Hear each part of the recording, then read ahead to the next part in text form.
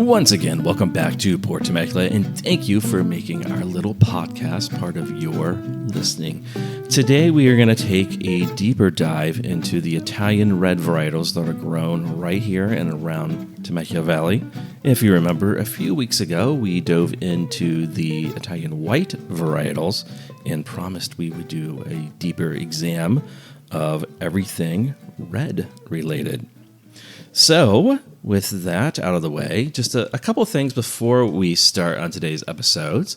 We have a couple fun things lined up for you besides this amazing podcast on Italian red wines. Pretty soon, we're going to sit down with Corbeau mixologist Bobby Castro and talk about fall cocktails, and specifically a mushroom Negroni, which sounds really interesting. Ooh. But also some fall beers. I don't know if you're a big pumpkin beer fan, Shannon. I don't think I've ever had a pumpkin beer, but I would try one. That sounds way better than the You've never had a pumpkin beer? beer. It does sound better than the olive beer. Although, just for record, this is probably going to come out before that's right. the olive beer.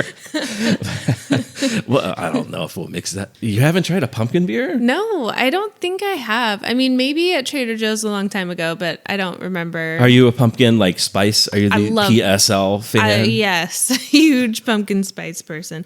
Then I bet that you'll like some pumpkin. And there's a wide range of pumpkin beers. We're going to talk more than pumpkin beers, but Bach beers, Oktoberfest beers, and I'll also have a short pour on Oktoberfest so you can understand the history a little bit more on that. And of course, we're going to talk about fall wine, and I know you're doing some research on some Thanksgiving wine. Yes, I am. Yeah. What about Halloween wine? Ooh. We do have a spooky episode coming up. We do have a spooky episode. You want to tell people who we talked to just a couple days ago, but that episode will come out after this episode. Yes, we sat down with two of the tour guides for the Haunt Ghost Tours Temecula, Becca and Aiden. It was so much fun talking to them, and I learned a lot. I also got to go on the tour, which was super fun, so you'll get to hear all about it when spooky season officially starts. Yeah, and they have not only a ghost tour, but they also do a wine and true crime. And yes. You have done the ghost tour. I've done the ghost tour, and I've booked the wine and true crime tour. All right. So she'll have some input at some point. We'll see how interesting that was at some point in the future. But we have that episode coming up. We also recently attended the Natural Wine event at Corbeau, and we're going to take a deeper dive into the local natural wine scene, what that even means, winemaking methods, local producers, tasting some local bottles, and what that might mean for the future of Temecula wine. And I know that's something you are quite passionate about. Yes, I'm very excited for that episode. Do you know Trader Joe's has a pumpkin spice Chardonnay?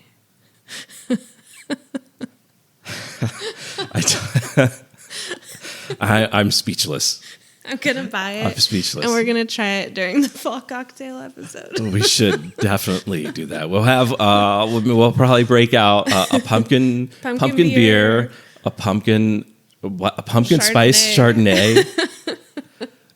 Now, should we do a blind tasting with the cat wine as well from? Oh no, that's not from Trader Joe's. No, at some point we should do random weird wines that we have encountered in stores from around. And viewers or listeners, we're more than happy to take some of your suggestions for that. So we might have to throw that out there on social media, and maybe we'll have a guest for that. We should. We won't give away what guests we have in mind, but I think we have someone perfect in mind for that. Anyway, so it's worth mentioning that we're also going to be experimenting with our format in the coming months as we make a push to kind of publish and repurpose some of our shows that are audio only into more digestible 5 to 10 minute long videos for YouTube, and even shorter stuff for like Reels and TikTok and other social media. Apparently all the kids out there these days are getting all their information and all their podcasts off of YouTube rather than podcasting platforms, even though it's just staring at a couple of people and video, which I don't think it doesn't do anything for me, but we have to grow our show a little bit. Yes, we do.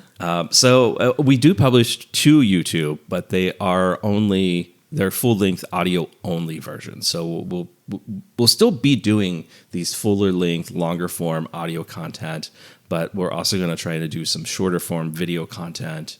And it kind of is what it is. So hopefully we can gain some more listeners or viewers. I don't know what you will refer to that as.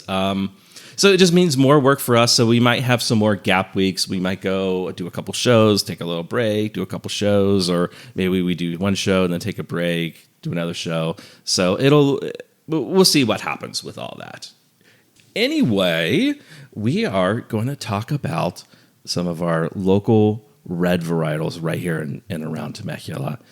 We've kind of done the same breakdown. We have a group of varietals that you will commonly come across from winery to winery. I would say about half the wineries have some of these. And then we'll have a group that you'll see a little less often, but are starting to gain some traction. And then we have some really rare ones that are out there, a group of those. And we have one with us today that we're going to have a wine review episode coming out on, but we'll get to that. We're going to take a short break, and we're going to pour out our first wine, and then we're going to go through 4 varietals and a particular blend that you're going to see in and around Temecula.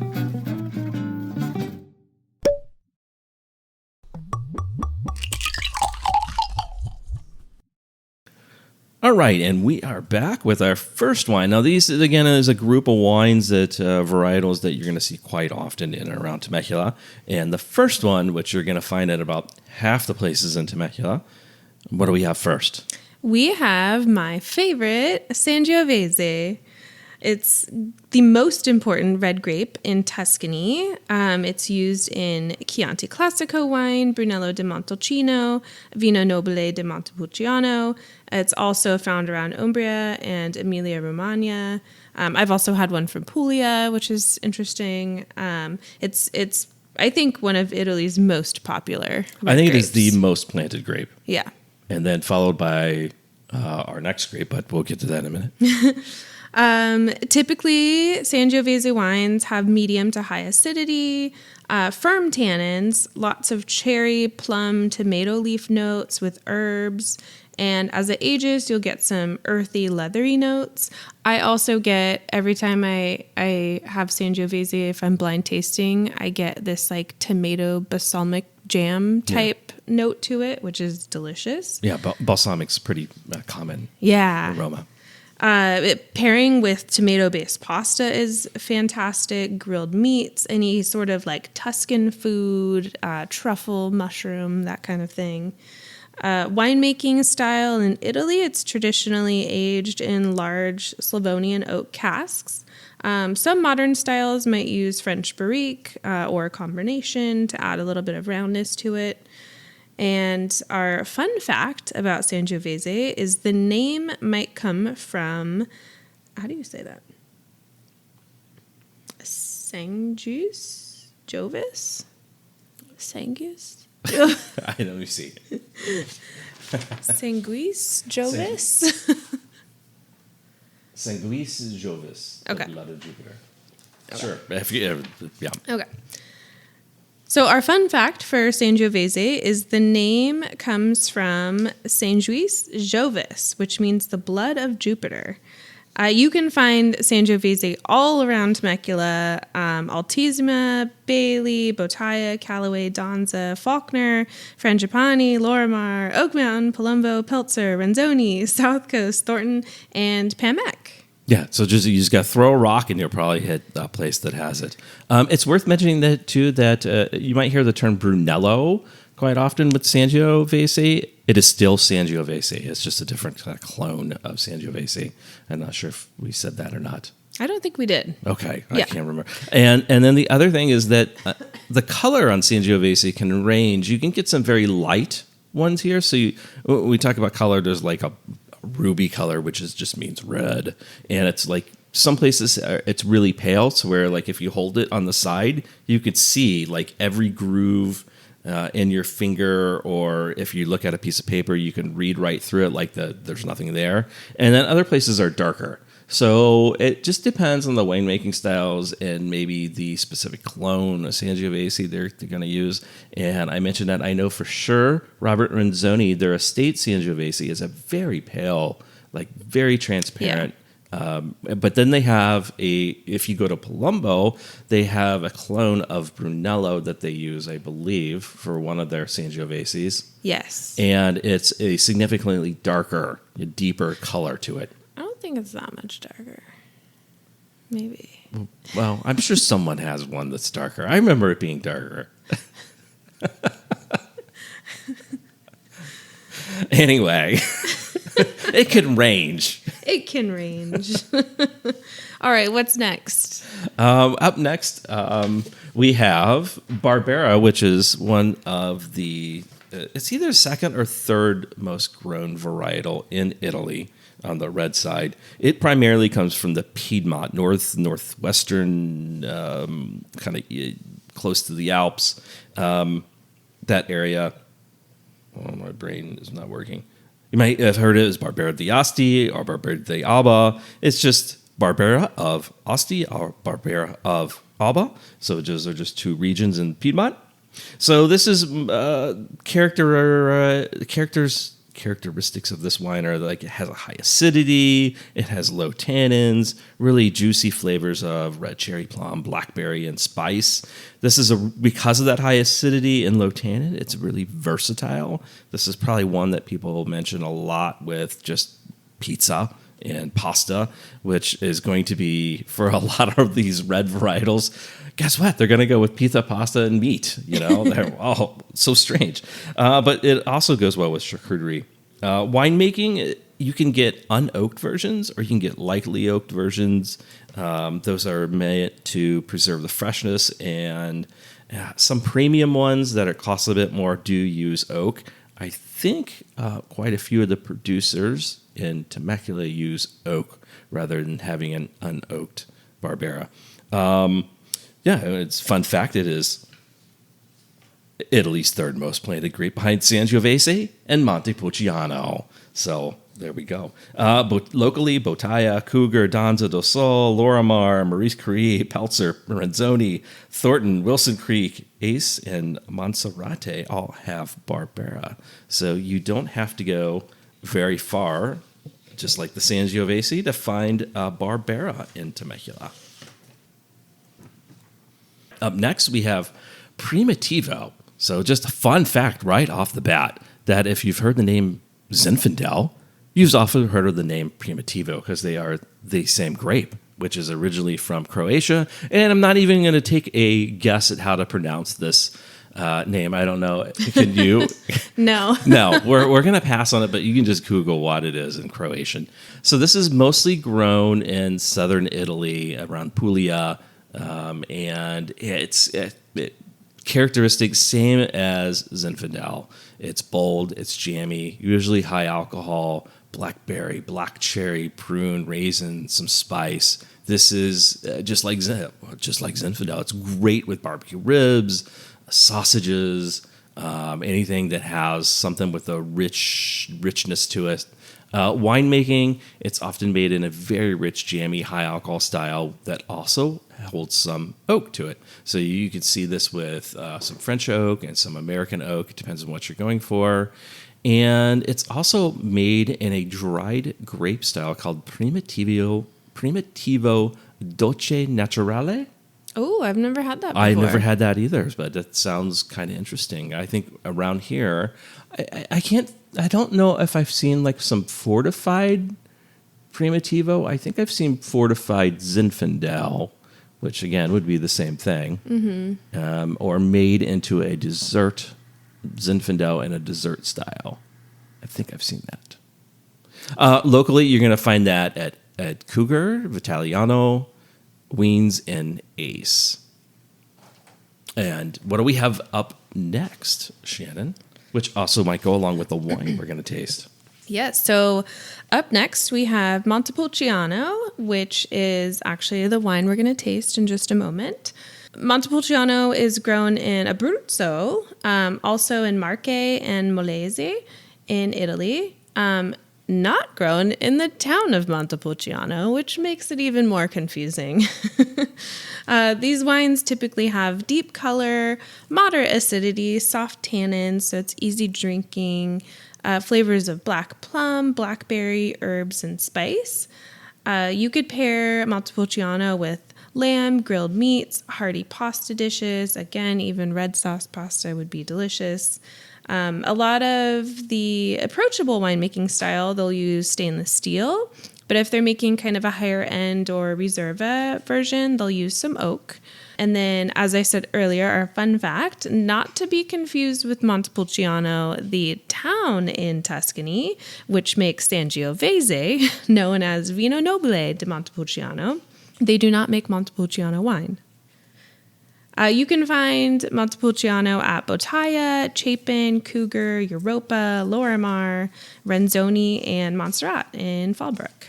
Yeah, it's really been the Italian varietal, other than Sangiovese, that Temecula's kind of hung its hat on and stood by this, and you're starting to see some really, I'd say, more sophisticated versions of it than I think you would expect from the grape Montepulciano coming out, or the wines of Montepulciano coming out of Italy, which, in my opinion, can be very inexpensive and simplistic in its nature.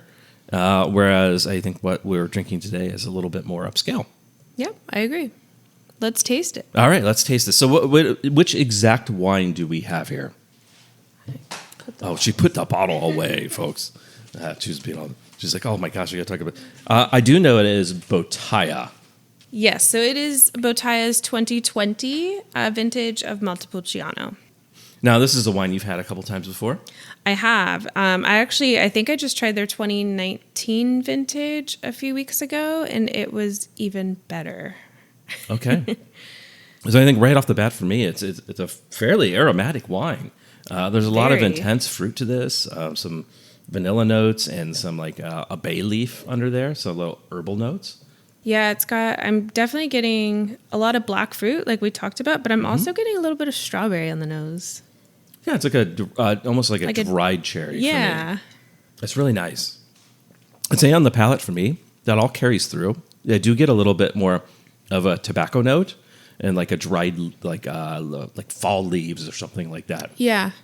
Something a little rustic, or I don't know, but rustic's the right word. I like rustic. Like dusty almost, or something like that. And there is a little bit of a meaty note to it, but I'd say all the other flavors are still there. You definitely get like the vanilla on the palate. It's not overly oaky though, for me. No, I think it's really well integrated, if that makes sense to everybody listening. Yeah, because I do get a lot of the fruit, and then you have those dried notes, and then you have some spice notes to kind of round it all out. Yeah, with this, are you thinking richer food? Yeah, I think this would go with richer food. I actually, once I'm getting all of the spice notes from it, I think this would be a really good Thanksgiving wine as we're kind of going into fall. I think this would be a really good pairing, maybe even with pumpkin pie. We're on a pumpkin note today. We are on a pumpkin. For every pumpkin wine, Shannon's going to come up with a matching pair, a pumpkin matching pair to it. Challenge accepted. I don't know. I think it would be too rich for turkey, though. I feel Maybe like for turkey. I feel like because there are some tannins to this. There are some tannins, and I do feel like a little bit of punch of alcohol. So I would probably say this is a little over 14 or somewhere around there. 14.5% alcohol. Yeah, so it's got a little bit of punch. I think it would overpower turkey, but you could. I was thinking like it has like a yam type thing. I was just thinking there is an earthiness to it. So yeah. I think it could go with, depending on how you make your sweet potatoes, something like that. Something with cinnamon. Something with cinnamon, like a pumpkin spice latte.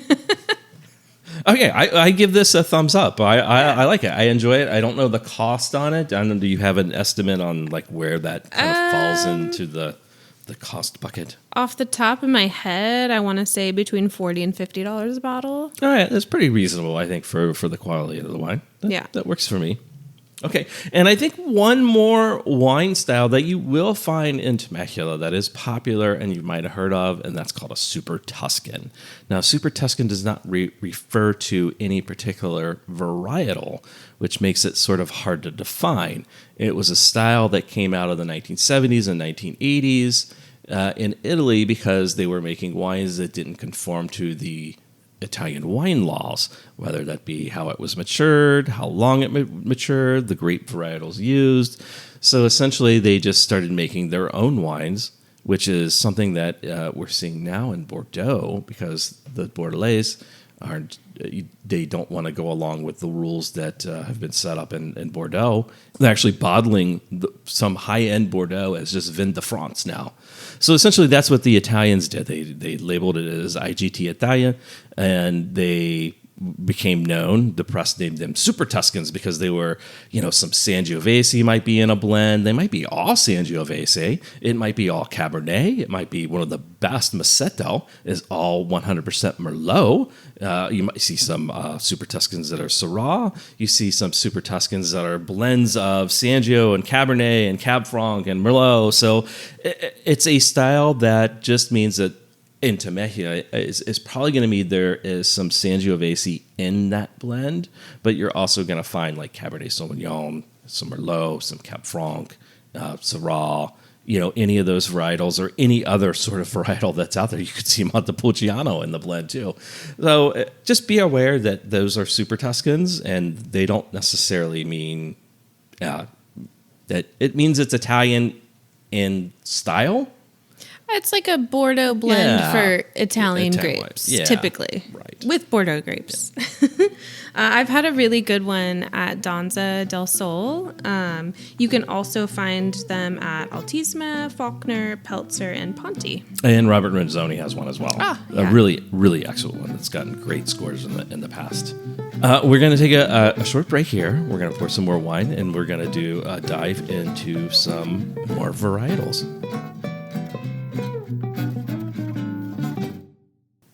All right, welcome back. We are diving into our next round of red Italian varietals here in Temecula.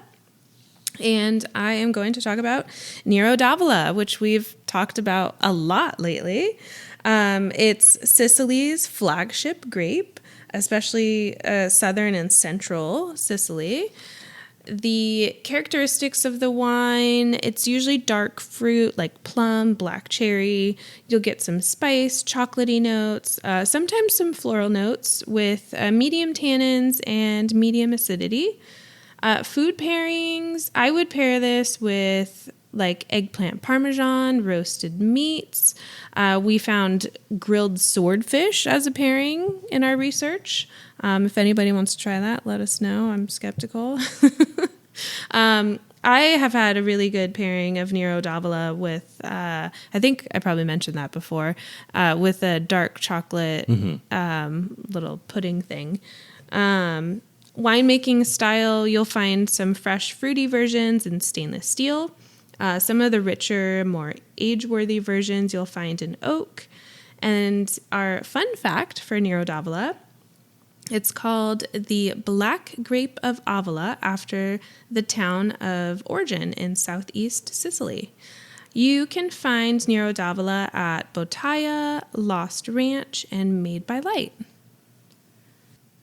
All right, next we have Dolcetto. This is primarily grown in the same area as Barbera, so we're talking about Piedmont in northern Italy. It's mostly got soft tannins. It's kind of the opposite in a way of Barbera. It's got soft tannins that are a little higher than Barbera, but it's got a lower acidity. And it's got flavors of blackberry, licorice, and almond. It's meant to be very early drinking and fruit forward, though I have had some versions that I think have a little bit more going on than that. Let me know if you haven't heard this before. I bet pizza goes with it really well as pasta and antipasta.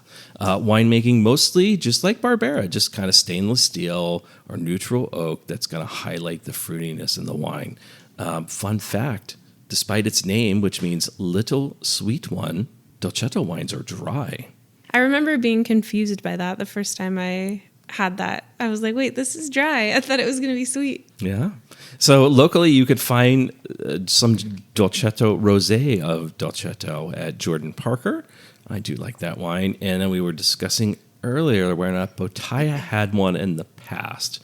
And I believe that it did, but sometimes information's a little lacking with Temecula producer websites.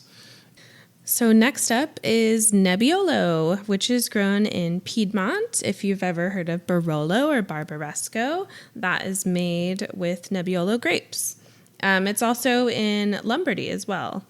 In Nebbiolo, you'll find high tannins, high acid, very pale color. You'll get aromas of tar, roses, cherry, and sometimes truffle. It ages into very complex, earthy, and savory wines. Food pairings with Nebbiolo, I would go anything truffle, especially the white truffle from Piedmont would be delicious in a risotto. You could do Nebbiolo with braised meats, especially because of those tannins. It really needs food with it, although you can have a glass by the fire. Who cares?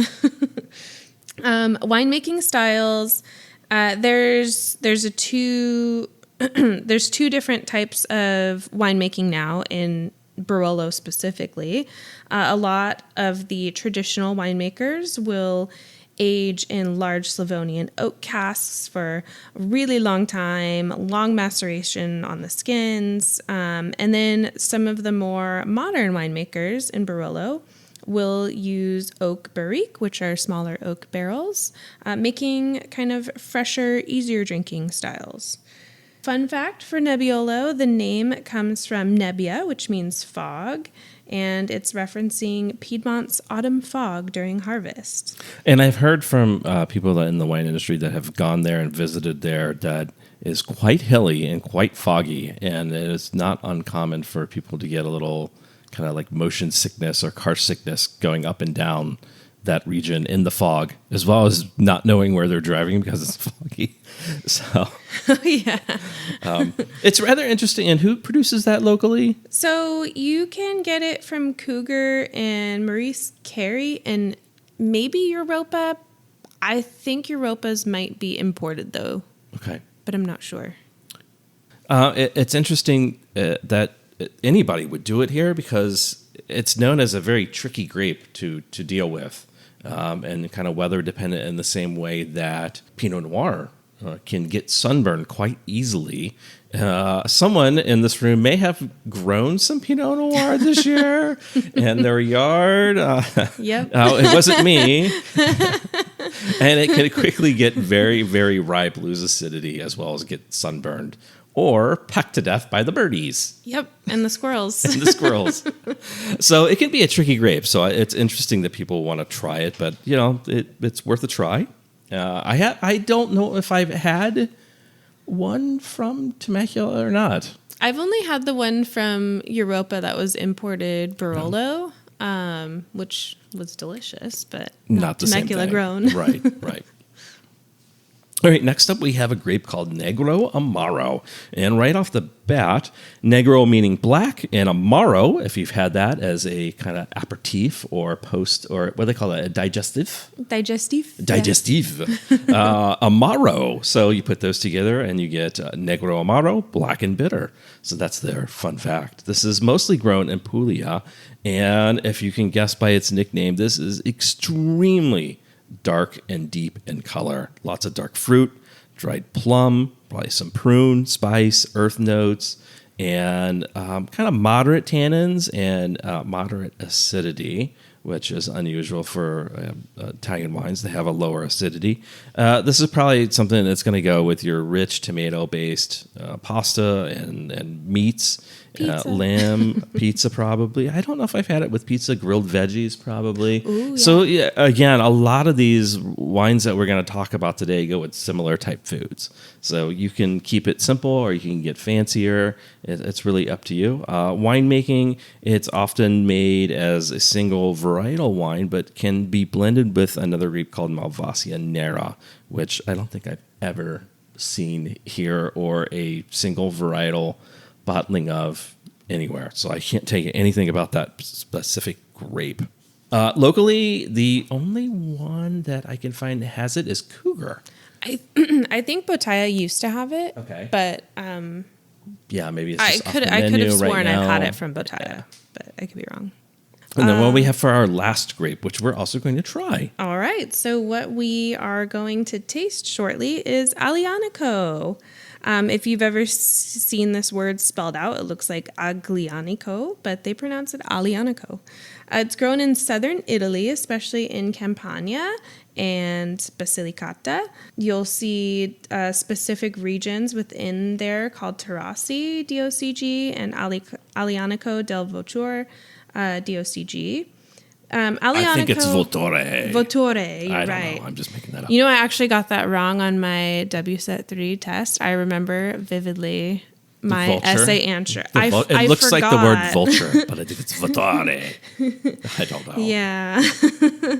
I forgot what it was. But anyways, characteristics, you'll get powerful tannins, high acidity, lots of dark fruit flavors like black cherry, leather smoke, chocolate. You can age Aglianico for quite a while. It actually reminds me, if you like Cabernet Sauvignon and you want to try something different but similar, I would say try Aglianico. It's usually made with oak aged for several years before releasing. You could do this with ossobuco, roasted meats, aged cheeses. Really anything you would pair a Cab Sauv with, you try with Aglianico. Yeah, what do they often compare this to? What's the nickname on this? So in Italy, our fun fact, this is considered the Barolo of the South. Which I don't get at all. Me personally. neither. I never have. I don't. Maybe as it ages, it does have, and we'll get to the tasting on this in a bit, but it has similar aromatic profiles, but the color is so different than Barolo or Nebbiolo. The flavors to me are really different. The tannins are kind of the same, but they're a different type of tannin than I would say Nebbiolo. It's all, to me, have never gotten this nickname at all. No, I don't. They're so different. Yeah. I don't know. Yeah. Anyways, you can find Aglianico at Bottaia, Cougar, Europa, and Poggiogliano. I believe Chapin has one as well. I forgot to write that down on our little cheat sheet. There you go, Chapin too. Chapin has had one in the past. Yeah. All right, so we need to taste this. We need to do a little mini review on this wine.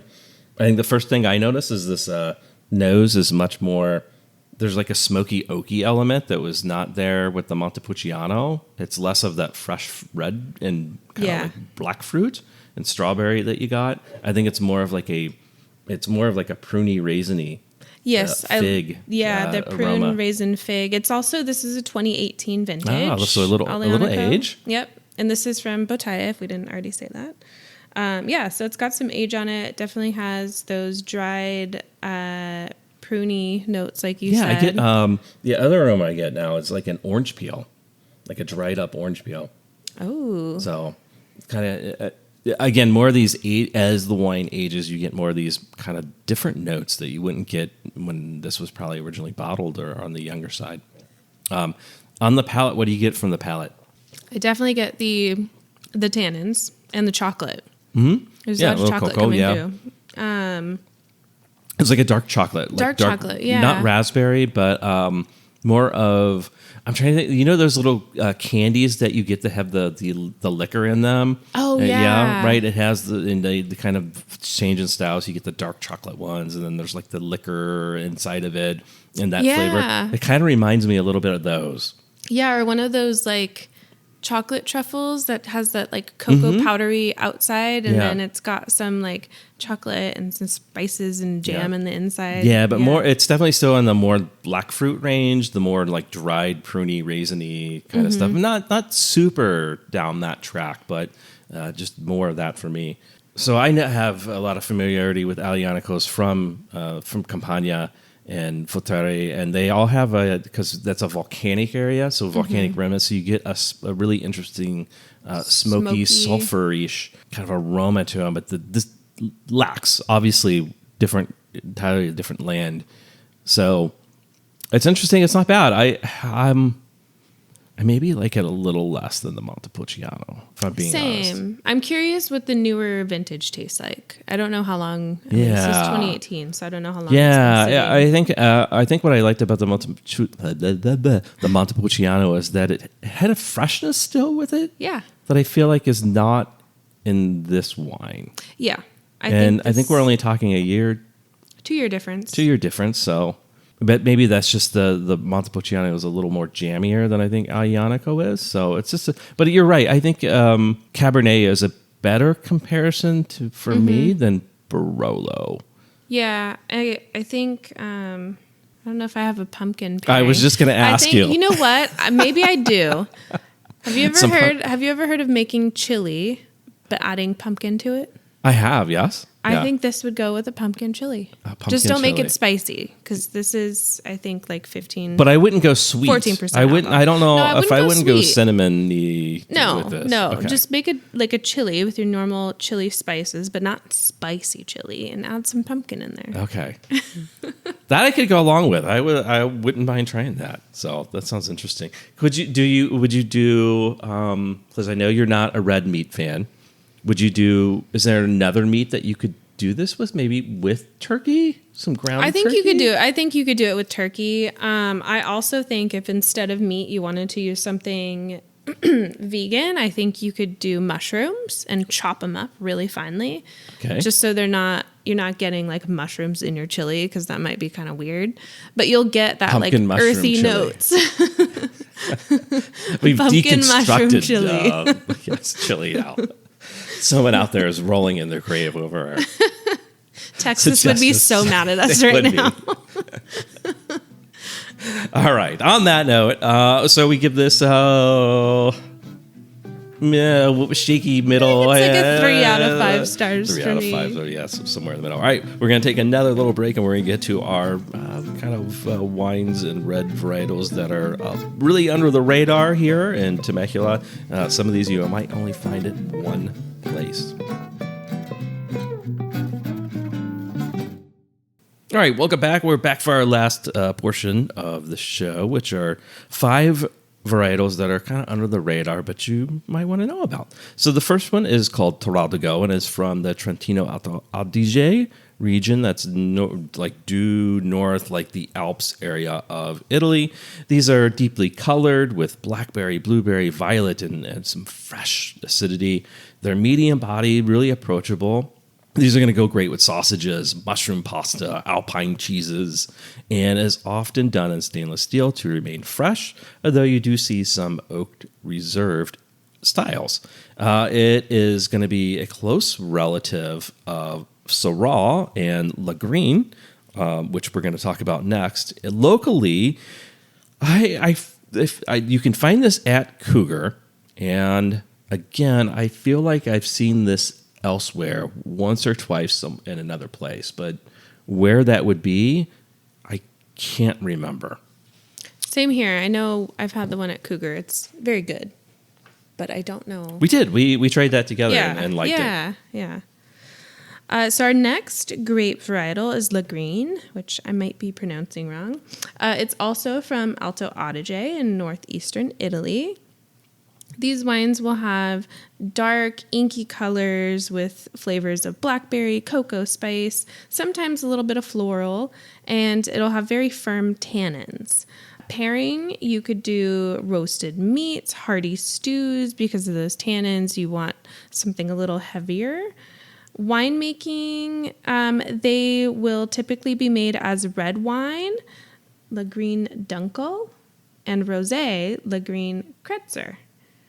And then, fun fact, DNA studies show Lagrein is related to Toraldigo and Syrah. Yeah, so I think the Dunkel and what was the other one? Kretzer? Yeah, probably German names because that area was kind of flip-flop between Italy and Germany and its background. And I think France was involved in all that mix too. Yeah. So I think it belonged to Germany or Austria up until post-World War II. Yeah. Or sometime around that time. History. Ooh, history. Yes. And then you can find this maybe at Renzoni. Yes, and we were talking about I think it's called the Frette Vecchie, but if you go there, you it's either going to be on the menu or not, and it's not going to be under Lagrange, but I think in their description they say that it's Lagrange with something else in the blend, probably. Okay. So, yeah. All right, so we have 2 wines back to back here. These are both vines that Cougar was responsible for bringing into the United States. The first one up here is Lambrusco di Alessandria. Fun fact right off the bat, when they planted it, they thought it was Nebbiolo. But because they got it, I want to say, I'm probably going to get this story wrong, but they thought it was the same Nebbiolo that is Mexican Nebbiolo out of Valle de Guadalupe, but has turned out to not be Nebbiolo. It was, in fact, mistakenly brought over. It was Lambrusco di Alessandria. Now, I believe in Valle, some places still call it Nebbiolo, even though it's not Nebbiolo. But it's really Lambrusco di Alessandria. And then there are some places that actually do have Nebbiolo. We talked earlier about Nebbiolo, and there are places here that have Nebbiolo. The only one that accurately calls it Lambrusco di Alessandria, or it actually is Lambrusco di Alessandria, is at Cougar. And that, again, this is going to be native to Piedmont, which is why they thought it was Nebbiolo. They thought they were getting vine cuttings from Nebbiolo out of Piedmont, but it was really this other grape. It's almost entirely extinct in Italy. So really at Cougar are one of the rarest places in the entire world, and the only one in the United States, you are going to find this as a monovarietal bottling. That means there's nothing else in the blend. It produces a light aromatic red with red fruit and floral notes. I don't know how true that is. We tried it, and it was sort of more like Sangiovese in a way than, I would say, a lighter aromatic red. So again, charcuterie, pasta, lighter meat dishes are going to go with that. And winemaking, it's generally blended into other stuff in Italy, but here it's going to be a single varietal produced wine. The other grape that Cougar brought over, and they've brought over quite a few. We talked about it in the last show, but it is this grape, which is the genetic parent of Sangiovese, and it's called Chili Gio. Oh my gosh, I've practiced this so many times. Chili Giolo. Yes, it's spelled Ciliegio. Chili Giolo. I sent it to my friend who's from Italy and speaks Italian, obviously, and she's like, "Oh yeah, that's a tongue twister." It is a tongue twister. This is going to come out of your Tuscany, Central Italy, Umbria. It's named for Ciliegio, which means cherry. I guess is that the word for cherry? Ciliegio. And has a lot of bright cherry flavors, soft tannins, and moderate acidity. Again, we tried this wine, and we're going to do a short pour wine review on this after we're done recording this episode. So you'll be able to find the Italian red episode, and then a couple days later, we'll post the short or the mini review on this specific wine from Cougar. Again, this is going to go with charcuterie and pizza and some pasta and roast chicken. Yeah, we'll have more to say about that. So that brings us to our final wine of the day. And what do we have, Shannon? Okay, so the wine we are going to be tasting next is Sagrantino, and this is grown in Umbria in Italy around Montefalco. You can find very high-end versions from the Sagrantino de Montefalco DOCG. It's very high tannin, dark color typically, with notes of blackberry, plum, spice, and some earthiness. They can be very powerful and age-worthy wines. You could serve this, again, with meat. Aged cheeses, I think, would be good. It really requires a long maceration during winemaking and extended aging and oak aging to kind of bring down those tannins. Our fun fact, historically, it was used to make passito wines or sweet wine, but now it's known for dry red wine. You can find Sagrantino at Bottaia, Poggiogliano, and Cougar around Temecula.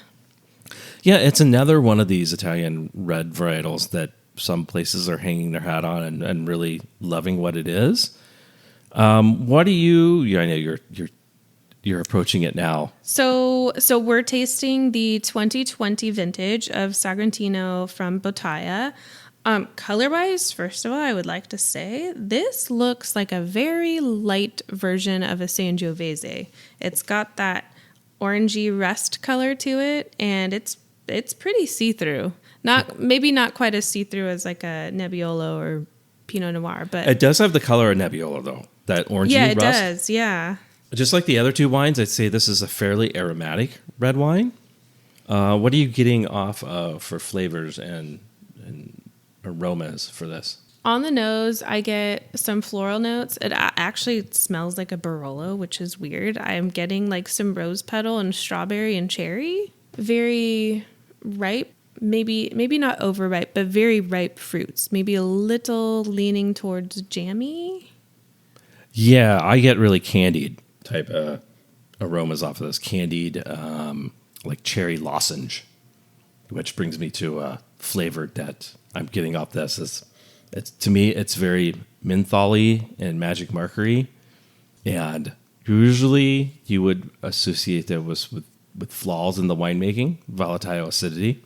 It's not super prominent though. I don't think it's distracting. I think on the palate, it's kind of a mix of tart, ripe, and dry fruit. So it's very different. It was not at all what I was expecting from the nose. I think tart, ripe, and dry, it has a lot going on like in the fruit. Yeah. I don't get, and the tannins are quite high on this wine. It is really, really astringent and drying in the mouth. Mm-hmm. And the acidity kind of goes along with that. And I think the alcohol is probably pushed pretty high on this wine. It's probably closer to 14.7, 14.1. Oh, okay, less than before. But I think that the tannins kind of overemphasize it a little bit. Yeah, It feels a little out of balance to me. It doesn't feel quite right to me. I'm enjoying this one a lot less than I think the other two. It tastes so different than the nose. Yeah. Because on the nose, you're getting all of these like really sweet fruit smells. And then on the palate, it's just... Does it taste like there's a bit of like residual sugar in this? It comes across to me as slightly candied with maybe some sugar component to it. It could just be me. I honestly think it's just I don't know if maybe it was just the fruit was so overripe. I don't know. I don't know. I know a little bit about Sagrantino, just that it has this reputation. And I did a class on the highest, the most tannic wines in the world. And this one was by far away, even with other really high tannin wines, was really tannic. And I still get that now.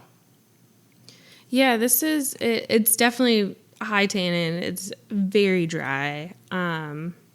As far as the mouthfeel goes. Yeah. The tail end, the finish on it's like it's affecting my speech. Yeah. I think I have a pumpkin pairing. Oh, of course. Gotta have the pumpkin pairing. So have you heard of like butternut squash lasagna? Yes.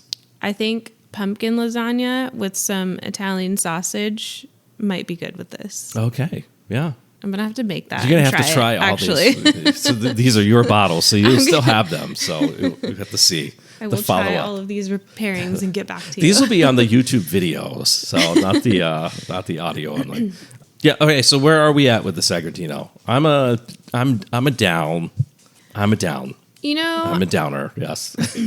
I don't know if I might like it better than the Aglianico, but I think I keep picturing it with food. Okay. And I'm like, I think this could be really good paired with something. So I will try my pumpkin pairing and report back. Okay. All right. So that wraps up, we think, are the different Italian varietals. We couldn't really find information on if there was anything else out there, but of course, let us know if we missed something or we missed a producer or whatever. And we'll be happy to make those corrections on a future podcast and talk about other stuff. Are there other Italian red varietals that you can think of that we should give a chance here in Temecula? I mean, you know what I'm surprised is that Corvina, which makes Amarone and Valpolicella, I don't think there's any here.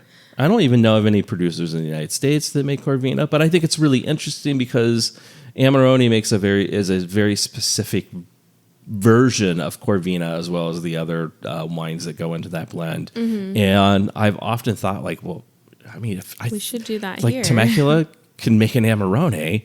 I mean, Amarone they're just dried out grapes. They lay the grapes from Corvina as well as the other wines other varietals that go into the blend, and they lay these out on straw mats and let them air dry for a couple weeks so that the water is absorbed by the air or whatever goes out of the wine or out of the grapes, and then it leaves a lot more sugar behind. So you have these really intense sugar wines that make a really high alcohol, very distinctive style. And I've often thought, like we could do that here. Yeah. I don't know why no one's done it, but yeah. I also think, like you said, it is labor intensive, but expensive. But you mentioned Malvasia Nero earlier, which I think would actually do quite well here because they grow it a lot in Tuscany, which is really similar climate to here. What's it like? I don't know if I'm familiar with it at all. I've not had single varietal, but they do. It's one of the grapes that's allowed to be blended into Chianti Classico wines. Mm. And so actually I had one last night that it was like 5%. And then also Cortese, which is, I think, Cortese is the white grape. Yeah, there's Cortese here. Yeah, that goes in the Gavi. That's the white grape, yes. right? Yeah, I was Gavi thinking of something else. There's Caniolo, which also goes into Chianti as a native Tuscany grape. But maybe that's where...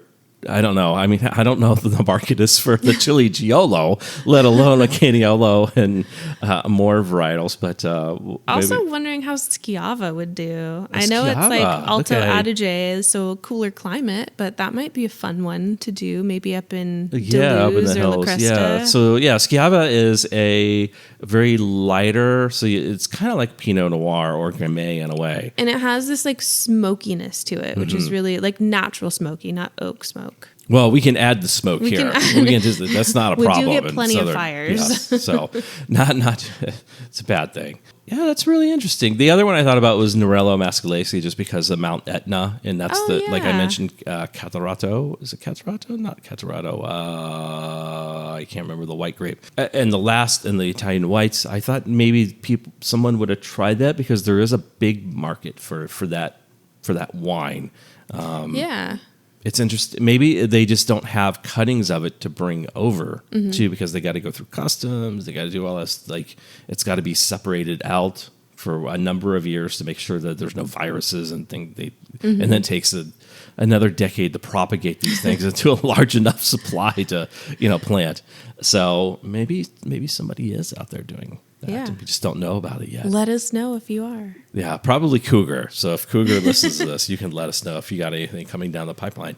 Food-wise, I think, again, your standard Italian fare is probably the perfect thing to go with most of these. Italy has this saying, what grows together goes together. So if you have an Italian wine from a certain region, look up the food that region is known for, and you're bound to find a good pairing.